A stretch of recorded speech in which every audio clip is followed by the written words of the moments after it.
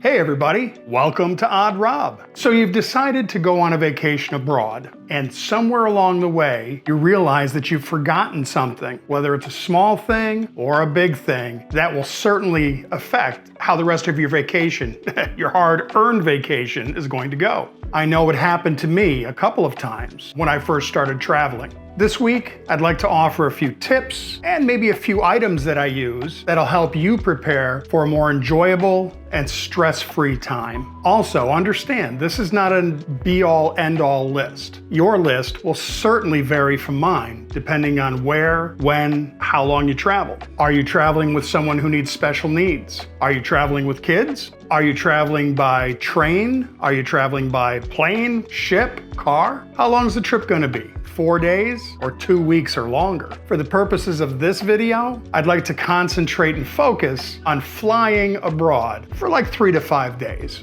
Time to start planning. Try to become familiar with individual airline policies, particularly item storage and restrictions. Are you required to pack batteries a certain way? What are the maximum allowable fluid ounces or liquid ounces to carry on board, or maybe even to have in your check-in luggage? What are the size and weight restrictions to any carry-on or check-in luggage for your particular airline? Are any of your medications not allowed for travel, or are they possibly restricted in the country that you're going to? Are there possibly COVID restrictions or requirements? Will you need proof of negative to board? Will you possibly be required to quarantine once you get to your destination? As for some other considerations in advance, when does my passport expire? Do I need to renew my IDP or international driving permit? The IDP is good for 1 year. AAA members can apply and receive it through AAA. When I got mine recently, I went to my local AAA office. I just filled out a form, they took some pictures, and in about 15 minutes, I was walking out with my new IDP. Currently, the cost is $20. Now, what if you're going somewhere that uses a different currency?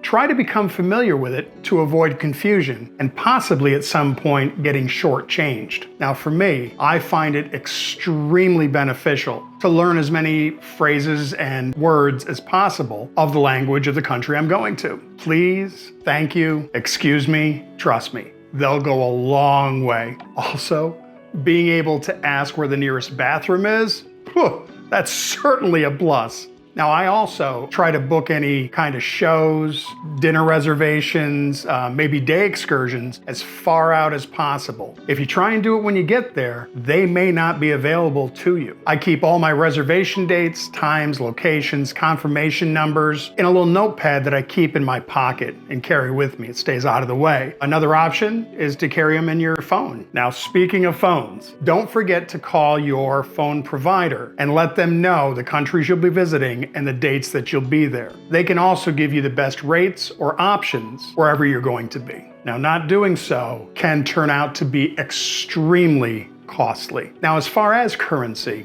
when I travel, I try to travel with only one credit card and limited cash. So you should decide for yourself how much cash, credit card, whatever is most comfortable for you. Now, also ahead of time, make sure you call your credit card company if you're going to be carrying a credit card. Let them know dates and where you're going to be going. There's been a couple times where I've gone to pay for something and been so embarrassed because they stopped and held my card. They thought that it was fraudulent. So I had to contact them and I had to go through all this. It took time and it's embarrassing. Let's talk about electrical appliances and devices. Now, the country that you're going to is probably going to have a different wattage. So think about getting a converter/adapter for your trip to protect your electronics. Make sure you check the country to find out what their wattage is and what the conversion is. Now, as far as your medication goes, make sure you have enough to last the whole trip, plus a few extra days in case you're delayed. If something happens to your meds, is there a pharmacy near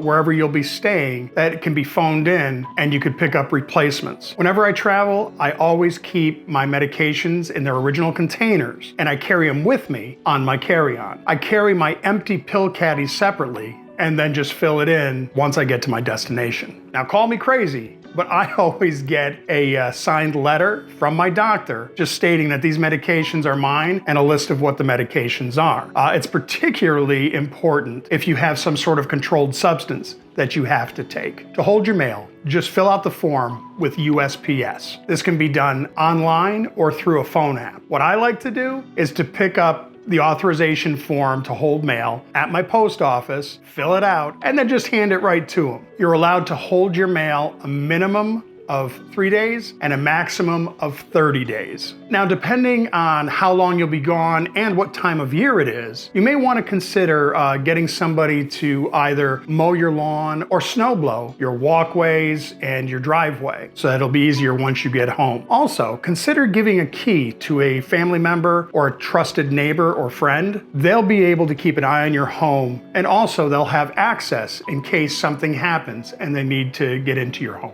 Put a couple of lights on timers in your house and set them off to, go off different hours or whatever.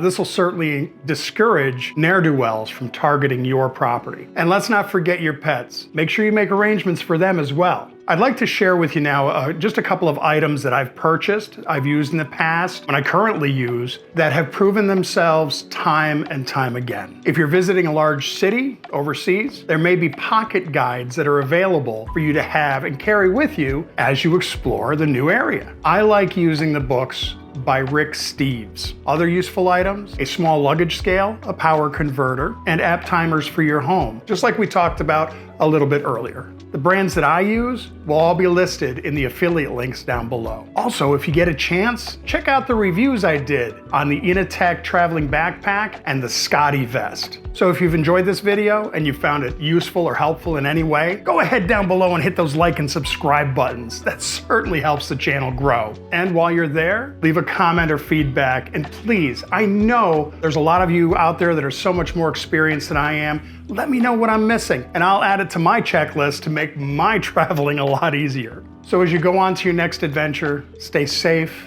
stay well, and by all means, stay odd.